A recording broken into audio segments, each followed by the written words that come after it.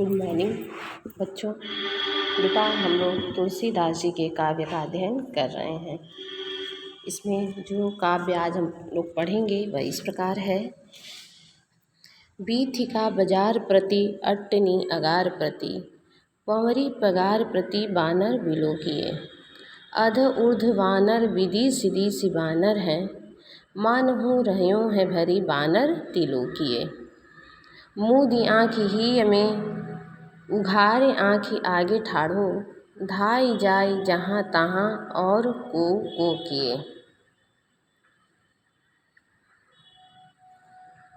लेहु अब लेहु तब को न सिखायो मानो, सोई सतराय जाय जाहि जाहि रोकिए। इसमें कठिन शब्द। वीथिका का अर्थ होता है गली, अट्टनी मतलब अटारी, पंवरी का अर्थ है दरवाज़ा और तिलोकीय का अर्थ है तीनों लोकों में। सतराई जाई का अर्थ है चिढ़ जाता है। ये मतलब होता है हृदय। इसका प्रसंग इस प्रकार है।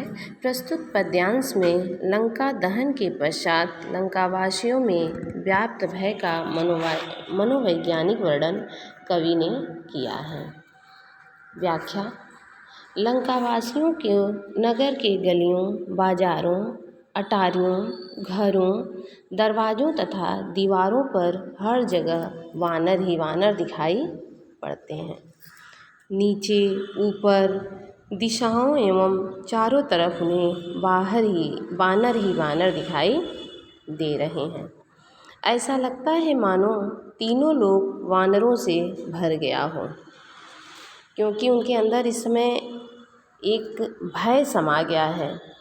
अतः भयवश जब वे आंखें बंद कर लेते हैं तब उन्हें अपने हृदय के अंदर भी वानर ही दिखाई देते हैं। और जब वह हृदय में वानर को देखकर भयभीत होकर अपनी आंखें खोलते हैं तो सामने भी वानर ही खड़े दिखाई देते हैं। भयभीत होकर वे जहाँ कहीं भी दौड़ जाते हैं वहाँ वानर के अतिरिक्त और कोई होगा यह कौन कह सकता है। कुछ लोग यह कहते हैं कि पहले तो हमारा कहना किसी ने नहीं माना, जिसको रोकते थे वही हमसे चिढ़ जाता था। कवि के कहने का अर्थ यह है कि जब हम कहते थे कि यह जो बानर है वह कोई साधारण बानर नहीं बल्कि रामदूत है, तो कोई हमारी बातों को नहीं सुनता था। यह विपत्ति जो इस समय आई है, चारों तरफ हाहाकार मचा है, आग ही आग फैला हुआ है, सब लोग व्याकुल हैं, यह उसी मूर्खता का दुष्परिणाम है। लंकावासी हनुमान द्वारा लंका दहन से अत्यंत परेशान और भयभीत हैं। यही कारण है कि जब वह डर के मारे अपनी आँखों को बंद करते हैं तो उनको अपने हृदय के अंदर भी वही वानर दिखाई देता है, और जब वह अपनी आँखों को खोलते हैं तो सामने भी उनको वानर ही नज़र आता है। इसमें काव्य सौंदर्य में भाव पक्ष में प्रस्तुत पद्यांश में हनुमान जी द्वारा फैलाए गए आतंक के भाव का चित्रण किया गया है। रस शांत है, कला पक्ष में भाषा ब्रज है, शैली मुक्तक है, छंद घनाक्षरी और अलंकार उत्प्रेक्षा एवं अनुप्रास है, गुण ओज है। अब इस काव्य से संबंधित कुछ प्रश्न हैं जो इस प्रकार हैं।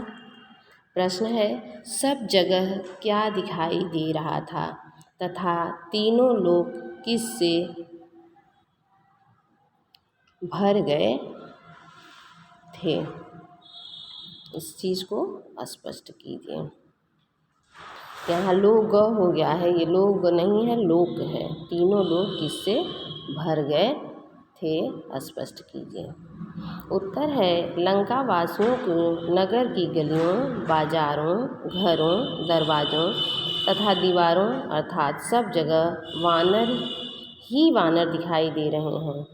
उन्हें देखकर ऐसा लगता है कि मानो तीनों लोग वानरों से भर गए हों। दूसरा प्रश्न है, प्रस्तुत पद्यांश के आधार पर लंका वासियों में व्याप्त भय का मनोवैज्ञानिक चित्रण कीजिए। इसका उत्तर है, प्रस्तुत पद्यांश में लंकावासियों में व्याप्त भय का कवि मनोवैज्ञानिक चित्रण करते हुए कहते हैं कि भय के कारण जब वह अपनी आंखें बंद करते हैं तो हृदय में बानर दिखाई देते हैं, अर्थात जब आंखें खोलते हैं तब भी उनको अपने सामने बानर ही दिखाई देते हैं। प्रश्न है, लंकावासी किससे तथा क्यों भयभीत हैं, कारण बताइए। उत्तर, लंकावासी वानर से भयभीत तथा परेशान हैं क्योंकि उसने लंका को अपनी पूंछ के माध्यम से जला दिया, जिसका परिणाम अत्यंत भयानक निकला और वे सभी अपनी जान बचाने के लिए भागने लगे और लंका में चारों ओर हाहाकार मच गया। ये सारे प्रश्न, ये जो काव्य हमने पढ़ा है उससे हैं। और जब काव्य की व्याख्या होती है तो एग्ज़ाम में दे देता है, जो लाइन अंडरलाइन होता है, जो काव्य अंडरलाइन होता है उसकी व्याख्या की जाती है। संदर्भ प्रसंग के बारे में अगर पूछता है तो लिखा जाता है और इस तरह के प्रश्न होते हैं जिसका हम उत्तर देते हैं।